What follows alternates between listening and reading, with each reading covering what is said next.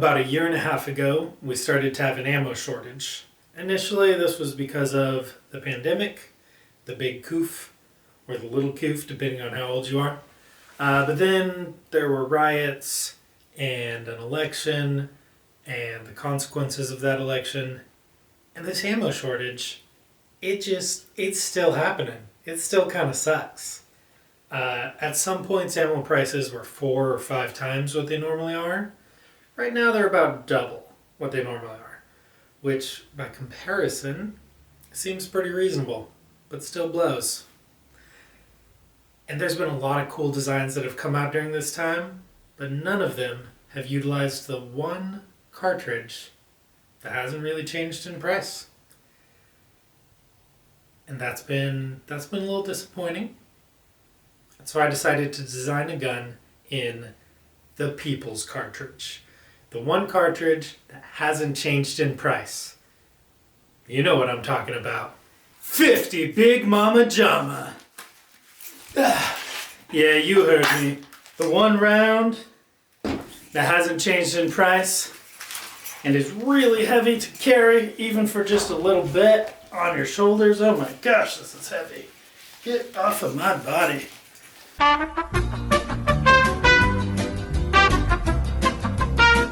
This is a Ligamec Raptor 50. Ligamec 29-inch barrel. I believe I paid about $1,700 for this, which is kind of a lot, but yeah, I wouldn't want to pay less for 50. And this is about as cheap as you can get into the 50 game for. So it's made to go on any standard AR-15 or M16 lower, but I figured the amount of oomph that it has should really have something specifically designed for it. And so this lower utilizes the full length of these Harbor Freight pins. They're even nicely inset in there, nice and pretty. And it is chunky AF.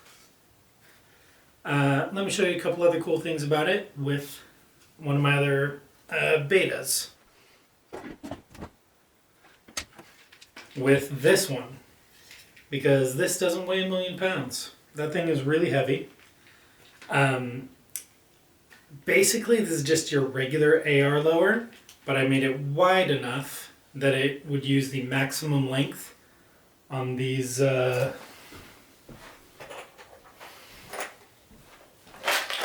universal clevis pin assortment things from Harbor Freight. This is what I use for all of my takedown pins on all of my AR builds. They work pretty well, and they look pretty good. It's just a, let's see, 1/4 inch by 2 inch pin. It's got holes all along it, and you put one of these through it. And so this lower, the one I'm holding is an earlier version. Small changes, basically the same. Utilizes the full length of it, fits nice and flush in there. The grip is built in, which does make installing the safety a little harder, but it makes it look nice and clean, nice and cool. Comes with a monopod in the back, and most importantly, let me just show you. It has a compartment in the stock for Skittles.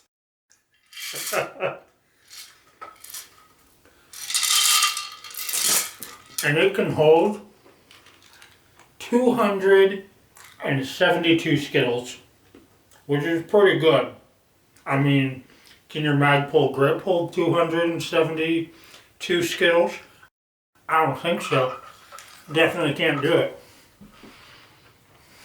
But this bad boy can. So what makes this rifle special? Monopod, 272 Skittles, and oh yeah, 50 BMG. A couple other differences that I'm sure you noticed. There's no magwell, because there's no magazine. It's a single shot bolt action. And it has built-in stock, which I did for 2 reasons.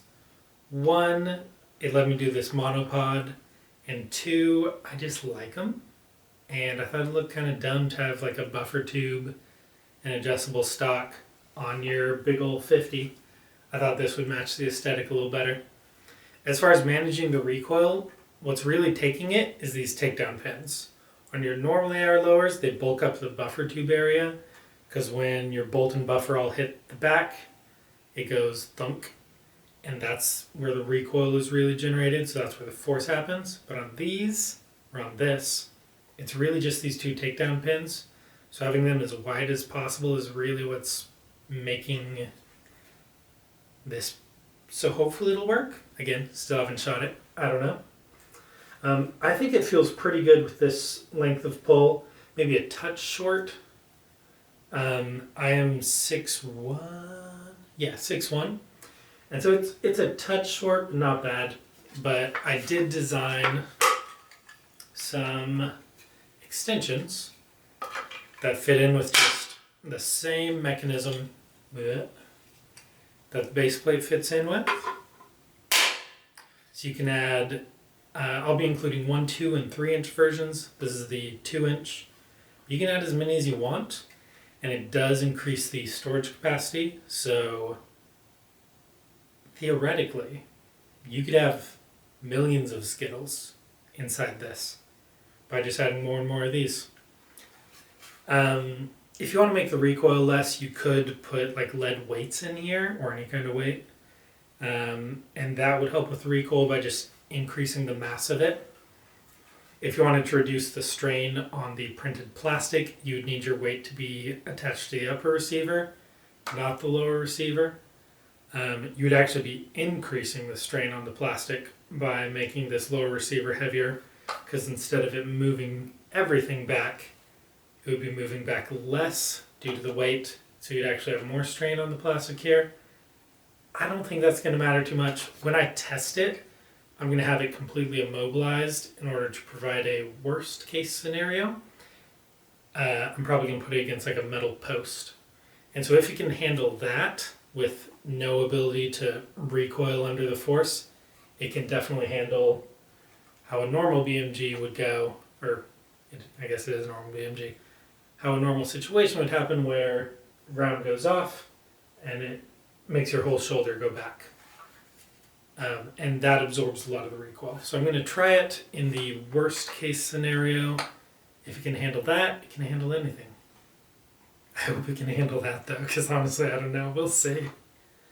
I should maybe try it in a more reasonable scenario first, and then try that scenario.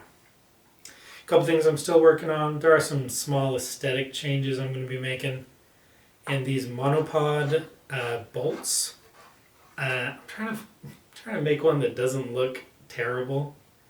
This is one of the ones that does look terrible. So there will be some small changes. Overall, I don't foresee any big changes though. If everything goes well at the range, I'll be doing a open beta. Open because there's not too many people with these uppers, and I don't want to like turn anyone away. But once 1 or 2 other people have done it, tested it, can confirm it works well, all the tolerances are nice, I guess I'll just be releasing this all the way. And yeah, very excited. Should be cool. Very simple, easy design. There really wasn't much to it. But yeah, I think it'd be cool if there was a 3D printed 50. Now you might be saying, but Corey, this isn't really a 3D printed 50 because you're buying all the other stuff. And that is a good argument. And so I'm working on another thing as well. Very casually working on. Who knows when I'll do it.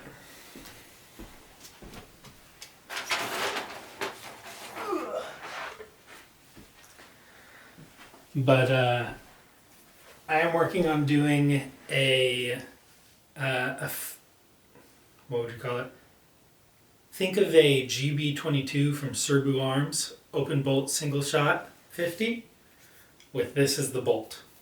I'm just going to weld on or in some way attach a little bump right there. And this monstrous like 30-something pound bolt will be held backwards with some springs pushing on it. The trigger is just going to be dropping it, and it'll go boom. And that's actually kind of scary. But at some point I'll probably work on that. Got the metal for it. I do need to buy another barrel so I can do that. But there might be a real 3D printed 50 at some point. But even that, if you can buy a 50 barrel, you can buy a Raptor 50 upper. So I don't know how much utility there is to this, but it's pretty cool. All right. You know what time it is. 50 BMG. I don't know what's gonna happen. I'm excited.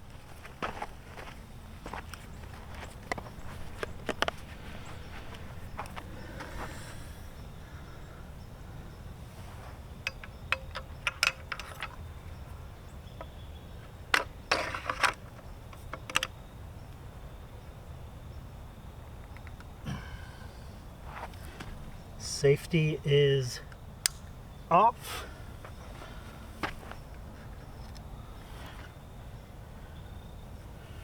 Trigger is live.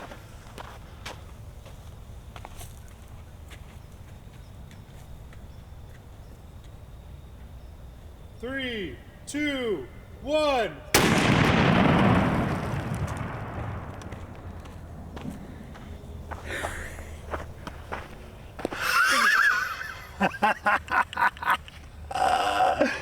Wow. So, oh, it smells good. The gun flew back. How far? Probably like 4 or 5 feet. It flew back about 2 feet longer than whatever the gun is. So that's pretty awesome. Let's take a look at this bad boy. All right. Are there any signs of damage? That I can see? No. Other than it's very dirty. Got a lot of dirt on it. Oh man. That was awesome. All right, so most of the energy, instead of going into the lower, just shot the whole thing back. So now we need to do it while keeping this thing super stable. So I'm going to put it up against a fence post over there. That will be kind of like the worst case scenario for the lower. Wow, that was loud. So fun. Oh. Hey, look. My, it put away the tripod for me. That's so convenient. So nice. Such a kind gun. So thoughtful. Most guns aren't thoughtful. That's a fact. I know they say guns don't kill people, people kill people. But guns aren't very thoughtful. Except for this one. This one's thoughtful. So, the gun has now been given the best case scenario for having the recoil be easy on the lower. Because the whole gun recoiled like 5 feet or something ridiculous like that. I'm probably exaggerating, but a lot. You saw the video. There wasn't too much force that the upper put into the lower. And so the opposite situation from that would be if the gun wasn't allowed to move at all, in which case the lower would have to absorb all of the force of the upper, aka if it was, you know, stabilized by this metal post that is not going anywhere. So I'm going to be doing this, but because I'm worried that this is going to break it, I'm going to do something else first. I'm going to fire it from the shoulder, which is, you know, the normal way to fire it. My shoulder will prevent it from recoiling somewhat, but not a lot. So the lower's going to have more force on it than it did in the first shot you guys just saw, but much less force as when I put it in this scenario. So I'm a little nervous because 50 BMG is scary and kind of a baby. But we'll see what happens.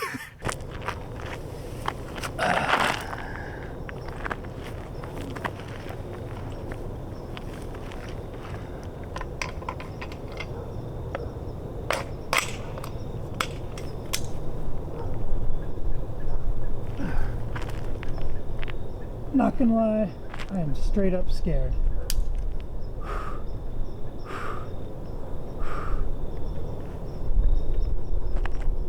Three, two, one.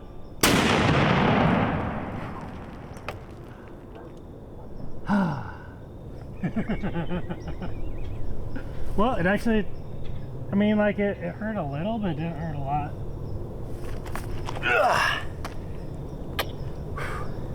Hey baby, how'd you like that?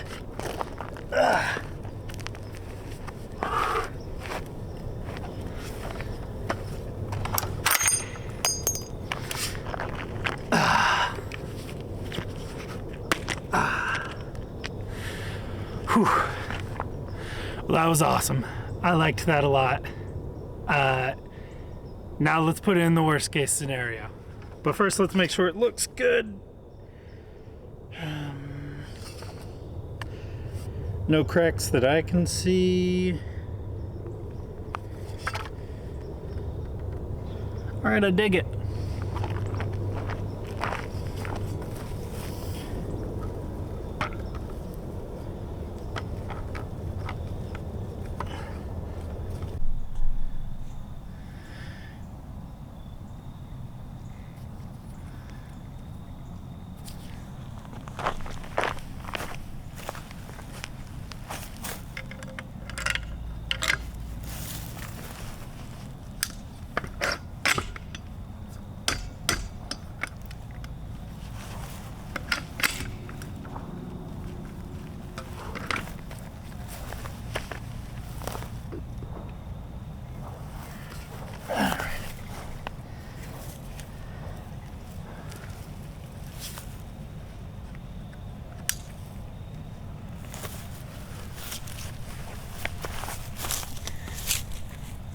Three, two, one.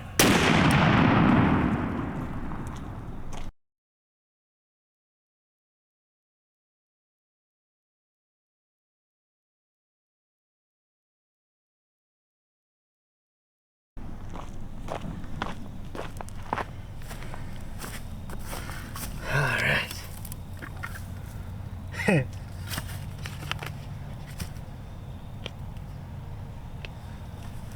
All right.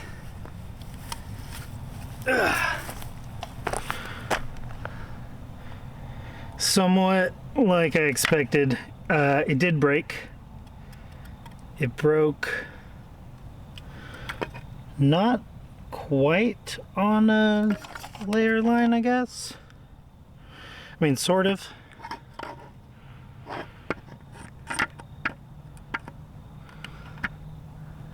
But interestingly, it was the stock that broke, not where the upper and lower interface. So I can pretty easily make that stronger. And honestly, it might not even need to, just because who's going to be putting it in that situation that I just did? But I'm glad I shot it from my shoulder first. So in conclusion, turns out you can't print this part hollow and expect it to work very well. I mean, it did work pretty well. Fired from the shoulder just fine. But when you watch that slow motion footage, what was weird is it seems like the gun fires, the back goes up, and it's when it came back down that it goes, you know, let's put it like this. Click. So I'm wondering, did it break from the recoil, or was it actually just that weight of, you know, the 50 BMG is very heavy. When it came back down and fell, was it that coming down and hitting that caused it to actually break? Or was it the recoil that caused it? I'm actually not sure. But either way, since this was printed hollow, that's pretty easy to fix. Just make sure you have enough walls so there aren't any gaps here. Or use 100% infill, or 99%, potato. All in all, I'm pretty happy with it. I'm going to go ahead and release it for an open beta. You'll be able to find a Odyssey profile with the same name as my YouTube profile. Once you make it, let me know. I would love to see pictures. And once you've fired it, I'd love to know that too. As soon as a couple people have done that and any adjustments have been made, I'll be looking for somewhere to release it. Either Gatalog or Are We Cool Yet? I don't really have a strong preference. I tend to like all these people. As long as the file gets out there. So yeah, currently I'm just going to release the STLs. Once I'm doing the full release, I'll release the step files as well. But it works. Yeah, pretty cool.